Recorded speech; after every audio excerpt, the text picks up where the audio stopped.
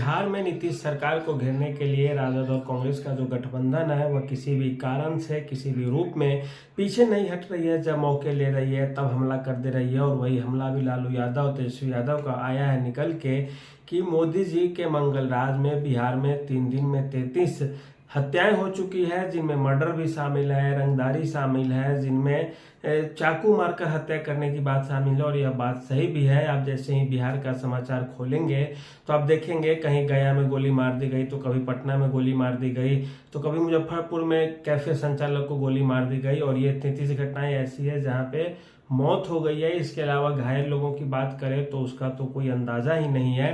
तो एक तरह से आप जब देखेंगे इन चीज़ों को तो पाएंगे कि सही में सच में बिहार में जो आपराधिक घटनाएं हैं बढ़ती जा रही है। और ऐसे में खास करके जब चुनाव का वक्त हो, चुनाव सिर पे हो, और ऐसे में यदि ऐसी घटनाएं होती हैं तो सरकार के ऊपर सीधे सीधे जवाबदेही होगी। और नीतीश कुमार के गठबंधन, भाजपा गठबंधन की यही हालत हो जाएगी जो उत्तर प्रदेश में हुई है, जिसकी किसी को उम्मीद नहीं थी। और अंदर ही अंदर लोगों का जो सेंटीमेंट था वह सीधे सीधे भड़क गया था। जो सरकार थी वर्तमान की, योगी मोदी की जो जोड़ी चल रही थी, जो डबल इंजन की बात की जा रही थी, उससे लोग अंदर ही अंदर नाराज चल रहे थे। और एक ही बार सीधे लोगों ने पटक दिया बुरे तरीके से, खास करके तब जब राजद कांग्रेस तरह तरह के अतिक्रम अपनाए जा रहे हैं कुशवाहा राजनीति को लेकर, कुशवाहा को तोड़ने को लेकर, या कोई भी मुद्दा ऐसा आ जाए, बेरोजगारी की मुद्दा हो, भुखमरी, गरीबी, बाढ़, कोई भी मुद्दा हो, सीधे सीधे सरकार को घेरने की कोशिश कर रही है राजद और कांग्रेस के तरफ से।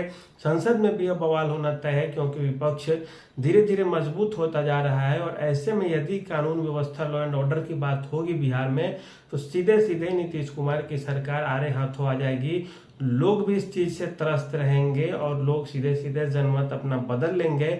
सारे समीकरण जहां के तहां पड़े रह जाएंगे और सरकार झटके में बदल जाएगी। और बदलेगी तो फिर 10 से 15 वर्षों के लिए सीधे सीधे राजनीति से बाहर हो जाएगी। इसके अलावा बिहार में करें तो भूमाफियाओं की हत्या या बालू खनन के दौरान अभी कुछ दिन पहले एक मजदूर की मृत्यु हो जाती है, उसकी सेटिंग की जाती है, मुकदमा नहीं लिखा जाता।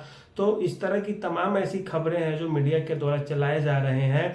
और इसका सबसे बुरा कारण यह होगा कि जब से ही चुनाव आएंगे उसमें सरकार बैकफुट पे आ जाएगी। इन सवालों का जवाब देना सरकार के लिए मुश्किल हो जाएगा।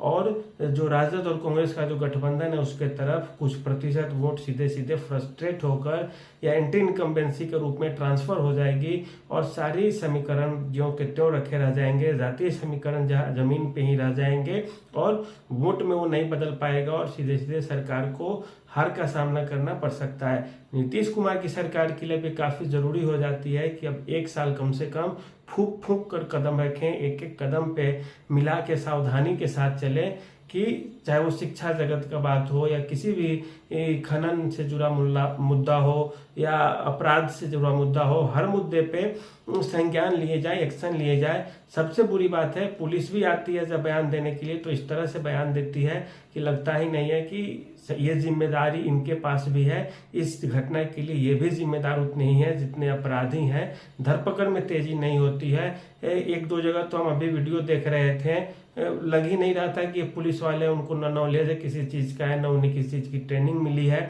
सीधे आके बयान दे देते हैं हमें कुछ नहीं पता है, प्रथम संज्ञान कुछ नहीं लगता है, तो देख रहा है मामला वो समझेगा, हमें जानकारी नहीं है। जबकि घटना उनके सामने घटी है, वे घटना स्थल पर मौजूद है, फिर भी वे बयान कुछ नहीं दे पाते। तो इन सब चीजों से होगा कि लोग फ्रस्ट्रेट होंगे, तो सीधे सरकार विरोधी माहौल बन जाएगा।